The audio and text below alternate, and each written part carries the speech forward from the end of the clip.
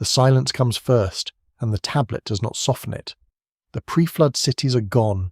The 8 kings are finished. 28,000 years. 43,000. Numbers too vast for anything human. Then, water. Then, nothing. No throne. No city. No name where a king's name should sit. This is not damage. This is erasure. Total. Deliberate. Absolute. And then, without ceremony, 6 words undo the silence. Kingship descends again. Not to Eridu, not to any of the 5 drowned cities. Somewhere new, somewhere that had no line in the record until this exact moment. The world restarts, and it restarts in Kish. There is a document older than almost everything we call history, and it opens with a claim so plain it stuns. Kingship descended from heaven, not built by men, not seized by the strongest tribe, descended as though rule itself were a substance that could be lowered from somewhere above and set down inside a city like a foundation stone. The first place it landed was Eridu. The Sumerian King List does not waste time explaining how a city becomes worthy of holding kingship. It simply states that Eridu received it, names the man who held it, Alulim, and then gives a number that stops most readers cold. 28,800 years. Not 28 years. Not 2,800. 28,800. A second king, Al-Algar, follows him for 36,000 more. 2 rulers, 1 city, and already the tablet has accounted for more time than the whole of written civilization since. Kingship moves. It always moves. From Eridu it passes to Bad Tibira, where 3 kings reign in succession, one of them, Emen-Luana, credited with 43,200 years alone. Then to Larak, where a single king, Ensipaziana, holds the throne for 28,800 years, as if the number itself were a kind of formula, a unit of measure the scribes reached for again rather than a count of actual seasons and harvests. Then to Sippar, city of the sun god, where Enmeduranna reigns for 21,000 years. Then, finally, to Shuruppak, where Ubaratutu, the last king before everything ends, completes the line. 5 cities. 8 kings. The tablet is precise about this, almost bureaucratic the way a modern ledger is precise about the accounts it holds. And what it is holding, across those 8 names, is a total span of time that dwarfs the length of every dynasty, every empire, every recorded civilization that would come after. Rome lasted centuries. Egypt's old kingdom lasted centuries. These 8 men, according to the list, ruled for a sum measured in tens of thousands of years apiece. It is easy to dismiss this as exaggeration, the kind of boasting every ancient king's scribe indulged in. But the tablet does not read like boasting. There is no adjective in it, no praise, no claim of divine favour beyond the bare statement that kingship came down and was held. The numbers are delivered the way a modern census delivers a population count, flatly, as fact, without commentary on whether the fact is believable. Whatever world produced this list operated on a different scale than the one that followed it. Different rules, different arithmetic for what a reign, a life, a city could contain. Then, without warning, the list stops accounting for kings and starts accounting for water. After the flood had swept over, that is the phrase the tablet uses, and it arrives with almost no transition, as if the scribe copying it out centuries later understood that no transition was needed, that everyone reading it already knew what it meant. There is no description of the flood itself in the list. No wall of water, no drowning cities, no last king clinging to a rooftop. The tablet is not interested in the disaster as an event. It is interested in the disaster as a boundary, a line drawn through history so absolute that everything before it belongs to one category and everything after it belongs to another. Sit with that for a moment, because it is easy to read past it. The list does not say the flood destroyed Eridu or damaged Bad Tibira or scattered the people of Shuruppak. It says something larger and stranger, that after the flood swept over, kingship itself had to descend again, as though the office of kingship, not merely the men who held it, had been washed away along with the cities. The 5 antediluvian cities are not described as ruined. They are simply absent from what comes next, not rebuilt, not repopulated, gone from the record as completely as if they had never held the 8 kings whose reigns just filled the tablet's opening lines. Consider what that means for a moment. A world existed, real enough, structured enough, to have cities, to have a hierarchy called kingship, to have named rulers moving between them in an order the scribes felt was worth preserving. And then, in the space of a single line on a clay tablet, all of it is over. Not just the kings, not just the cities, the very possibility of anything resembling that world. There is a kind of silence built into the structure of the text itself here, a gap between one clause and the next where an entire civilization used to be. No new dynasty rises immediately from the same soil. No survivor king declares himself heir to Uber-Atutu's throne in Shuruppak. The tablet does not soften the erasure by handing kingship straight back to what remained. For a moment, grammatically as much as historically, there is nothing. No city holds the office. No name fills the space where a king's name should go. It is the closest thing this ancient record comes to admitting that something in the old order simply could not continue.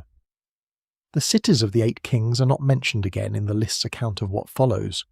Whatever they had been, repositories of impossibly long reigns, cities capable of sustaining rulers for tens of thousands of years apiece, that capacity did not survive the water. That absence is not accidental to how the document is structured. Every other transition in the king list, before the flood and after it, happens the same way, without ceremony, without editorializing, as kingship simply moves from one city to the next in an unbroken sequence. This is the only place where the sequence breaks, where the record itself has to admit, in its own quiet grammar, that there was a moment when the office existed nowhere at all. No scribe fills that gap with a placeholder ruler. No city is credited with holding the throne until the waters receded. The list simply stops and stays stopped, for as long as it takes to say what needs saying, that a world ended completely, and nothing in the old order survived to inherit what came after. The list draws its line, states its flood in 6 words, and lets the silence that follows do the work no description could. The tablet does not linger in that silence for long. It cannot. A record built to account for kingship has to account for its return, and so, after the 6 words that closed the old world, 6 more open the new one. After the flood had swept over, kingship again descended from heaven. The phrasing is deliberate, and it is the same phrasing used at the very beginning of the list. The same verb, the same sense of something lowered into place rather than built up from below. Whatever the scribes meant by that language the first time, when Eridu received it fresh, they meant again here, on the other side of catastrophe. This is not a new invention, it is a resumption.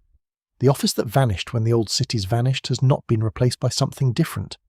It has been sent down again, intact, as if it had been waiting somewhere above the water the entire time the flood did its work below, and this time it lands in Kish, not Eridu, not Bad Tibera, Larak, Sippar, or Shuruppak. The 5 names that fill the tablet's opening lines are not given the office back. Whatever claim those cities might have had, whatever memory of themselves as the former seats of kingship, the list passes over all of them in silence and sets the crown down somewhere else entirely.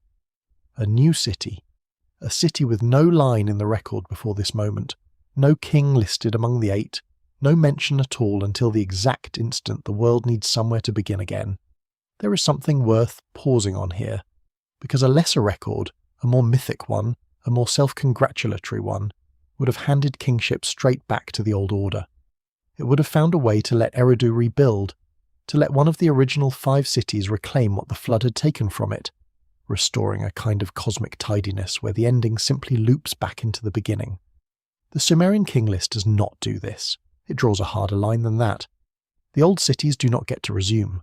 They are finished and the record treats them as finished, and what comes after them is not a continuation but a fresh start planted in unfamiliar ground. So what is Kish exactly? Kish is the answer to a structural problem the tablet has just created for itself. If the old world is genuinely over, where does the new one begin? The scribe's answer is a place, not a person. Not a single heroic survivor stepping forward to reclaim an old throne, but a city, chosen, named, and elevated to a status none of the 5 antediluvian cities are given again in this account. Everything that follows, every dynasty the list will go on to record, all of it descends, not from Eridu's memory, but from what happens in Kish. This is the moment worth calling the true hinge of the entire document. Before it, the tablet describes a world so vast in scale that its numbers barely register as numbers, reigns in the tens of thousands of years, cities whose names carry no weight of familiarity for anyone reading the list today. After it, the tablet begins describing something that, for the first time, resembles a place that could exist. Not because the numbers become modest immediately, they do not yet, but because the framework changes. A city is named, a location is fixed. The office of kingship, instead of drifting through 5 cities in sequence the way it once did, now has to prove itself in one place before it can move again. It is tempting to read past Kish's selection as arbitrary, the way a modern reader might skim past the name of any ancient city that means little without context. But the tablet does not treat it as arbitrary. It treats it as consequential enough to record explicitly, to state as its own event, separate from and equal in weight to the flood itself. The flood ends one thing, Kish begins another.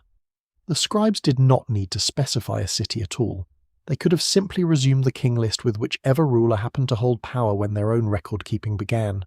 Instead, they preserved this detail, that between the ending and whatever came next, there was a specific transition, a specific location, a specific first answer to the question of where the world would restart, and there is a second shift buried inside this one, quieter but just as important. The reigns of the earliest Kish kings, when the list gets to naming them, will not match the reigns of Alulim or Enmenluana.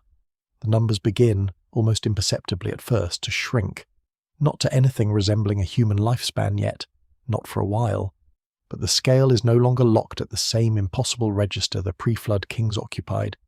Something in the record itself seems to know that the old rules do not apply to whatever is happening in Kish.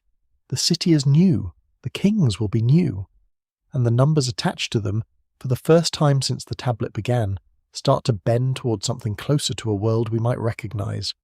Kish, in other words, is not simply where kingship happens to land after the water recedes. It is where the list begins, quietly and without announcement, the long process of becoming history rather than myth. Nothing about the scribe's choice of Kish is explained directly, and that silence is itself telling, as if the reason were considered obvious to anyone reading the tablet at the time, even though it has been lost to everyone reading it since. Consider too what the tablet does not do here. It does not present multiple candidate cities and choose among them on the page. It does not describe a contest, a war, or a negotiation that decided the matter. Kish simply appears, already settled, as though the decision had been made somewhere outside the text itself, and the scribes were only recording its outcome. That absence of visible deliberation is, in its own way, as significant as the choice. Whatever process determined that the restarted world would begin here rather than anywhere else, the tablet treats the result as a fact requiring no defense. The same flat certainty with which it recorded Alulim's 28,800 years at the very beginning. The flood did not end kingship. It relocated it, out of 5 cities that no longer exist, into one city that, for the length of this record, becomes the first place the restarted world can call its own. Once Kish is named, the tablet does what it did for the 5 drowned cities before. It begins listing kings. But something about the list has changed, and the change is easy to miss if you are only counting years. The first king of Kish, Jusha, reigns for 1,200 years. Compare that to Alulim's 28,800 at Eridu or Enmenluana's 43,200 at Bad Tabira, and the drop is not subtle. It is not a rounding difference. It is a collapse in scale by a factor of more than 20. Kulasinabel follows him, reigning for 960 years. Then a name the list itself seems uncertain about. The text is damaged here, the reign length lost to time rather than recorded as brief. And then Zuka-Keep, reigning 900 years. Then a sequence of kings whose reigns tighten further still. 1,500 years, 1,200, 900, 300, descending in fits and starts, never in a perfectly smooth line, but descending all the same, generation after generation, the way a fever breaks not all at once but in stages. The tablet never states this outright. It never needs to. The pre-flood kings existed on a different scale of time because they belonged to a different order of the world, a world so total in its scope that individual reigns barely registered against it, the way a single day barely registers against a decade. Kish's kings do not belong to that order anymore.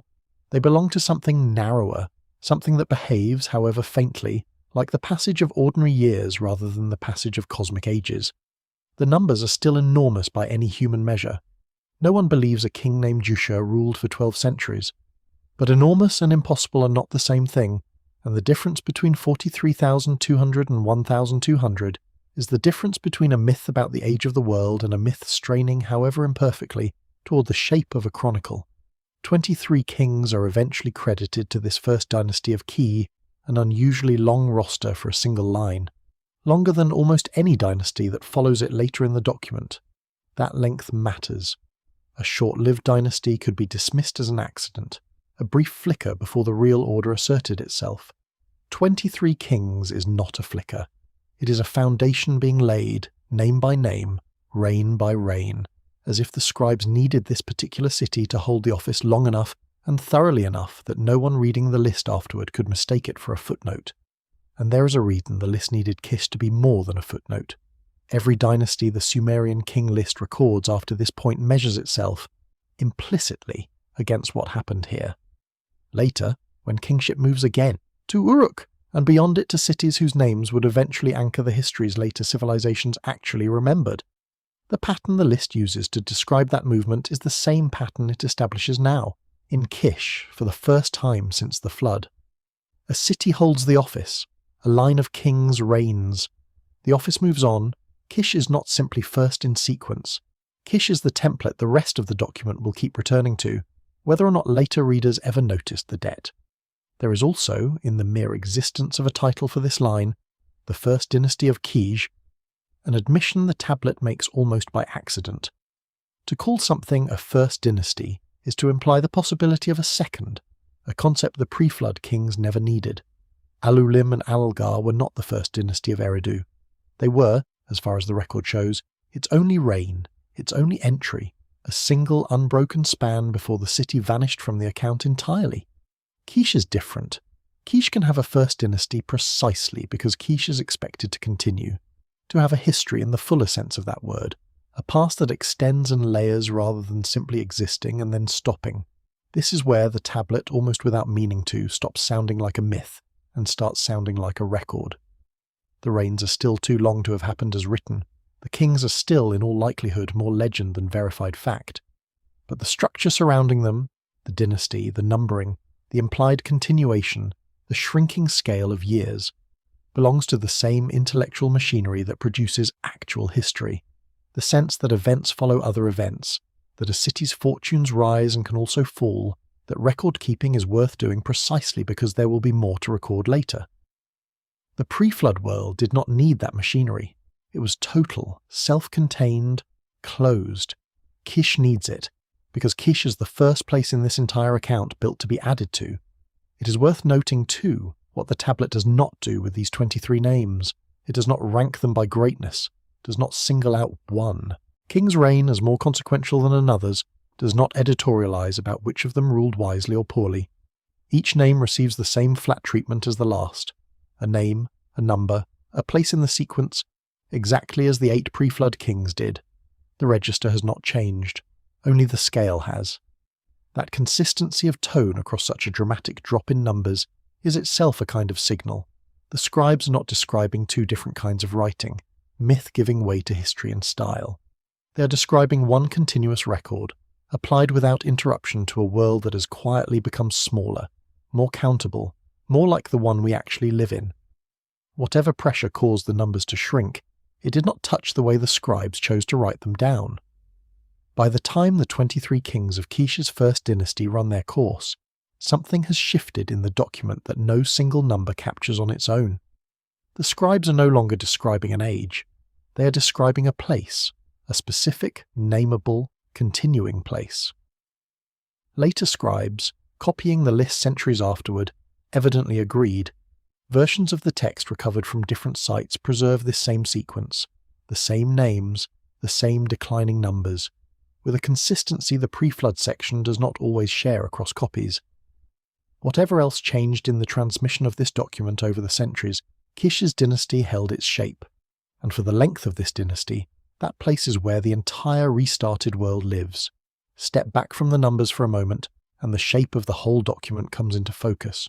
Before the flood, a closed world, 5 cities, 8 kings, reigns measured in tens of thousands of years, a scale so total that it left no room for continuation. When that world ended, it did not end gradually. It did not end city by city, or king by king. It ended all at once in the space of a single clause, and the tablet marked that ending by refusing afterward to mention any of those 5 cities again. Eridu, Bad Tibra, Leruk, Sippar, Shuruppak, gone not just as ruined places but as entries in the record itself, sealed off the way a chapter is sealed off once the book moves on. After the flood, something narrower, but something built to last. Kish did not inherit the old world scale. Its first king reigned for 1,200 years, not 28,800. Its kings numbered 23, not 8. Its dynasty carried a name, the first, that implied a second, a third, a future the pre-flood cities were never given. The contrast is not incidental. It is the entire point the scribes seem to have been reaching for, whether or not they had the language to state it as plainly as this. The flood did not simply kill kings, it ended a kind of world, and the world that replaced it had to be built differently, in a different register, starting from a single city rather than scattered across 5. This is the spine the whole account has been quietly assembling from its opening line. Kingship did not disappear when the water came. It moved. It descended once into Eridu, when the world was young and its scale was still cosmic, and it descended again into Kish, when the world needed a place capable of holding history rather than myth. The flood is not the story's ending. It is the hinge the story turns on, the moment where an impossible age gives way to something that, however imperfectly, starts to resemble time as we understand it. Countable, sequential. A past that can be added to rather than simply contemplated. There is something almost tender in how the tablet handles this transition for a document with no interest in tenderness. It does not dwell on what was lost. It does not eulogize Eridu or mourn the kings of Shuruppak. It states the flood, states the silence, and then moves immediately to the solution, as if the scribes understood that grief was not their task. Their task was continuity, finding the next place kingship could stand, and setting it down there with the same formula used at the very beginning, so that the restart would carry the full weight and legitimacy of the original descent. Kish is not a consolation prize for a ruined world. It is, in the tablet's own logic, the rightful heir to whatever Eridu once was, chosen with the same authority and marked with the same language, and yet Kish itself does not last forever, even within this document. Later, kingship moves again to Uruk, and the 23 kings of Kish's first dynasty become, in turn, a closed chapter of their own, read about but no longer lived in. This is perhaps the quietest irony the tablet contains. The very city built to prove that history could continue is itself eventually superseded by the history it made possible. Kish does not remain the centre. It becomes instead the origin, the fixed point every later dynasty is measured against, even after the throne itself has moved on to other names, other cities, other reigns, shrinking further still towards something a human life could actually hold. Perhaps that is what makes Kish worth returning to, thousands of years after the clay was pressed and dried. Not because its kings were real, in the way we now understand reality, or because 1,200 years is any less mythical than 28,800 once you set aside the difference in scale. What makes Kish worth returning to is the decision embedded in the record itself, the decision that when an entire world ends, when every city and every king who held office before is swept away without a trace, the answer is not silence. The answer is a new place, named deliberately, built to be added to and trusted to carry a fresh start into forms the old world never needed. Dynasties, successions, a past accumulating rather than simply existing whole, and then vanishing entire. Even the act of naming a dynasty first is a kind of faith, a bet made in clay that there would be a second dynasty worth distinguishing it from, that the record itself would still be needed generations later. The pre-flood world made no such bet. It did not need to. It assumed nothing came after it, and for the length of its account nothing did. Kish assumes the opposite, and the assumption turned out to be correct. The list goes on, city after city, long after Kish's own 23 kings have finished their reigns. Consider what this means for anyone who later copied the tablet, generation after generation, long after the events it describes had passed beyond living memory. A scribe recopying the pre-flood section was transcribing a closed account. 8 kings, 5 cities, a total that could not grow because the world it described no longer existed to add to it. A scribe recopying the quiche section was transcribing something open-ended, a dynasty that had already been superseded by the time of copying, and would go on being superseded by whatever dynasty held power in the scribe's own era. The document itself, in other words, encodes 2 entirely different relationships to time, one closed and finished, one still unfolding even as it was being written down.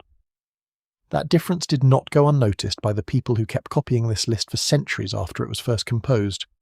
Every later dynasty recorded in the document, every city that would eventually hold kingship after Kish, after Uruk, after names that would themselves fade into obscurity, inherits the same structure Kish established. A city, a line of kings, a number of reigns, an ending that hands the office onward rather than erasing it.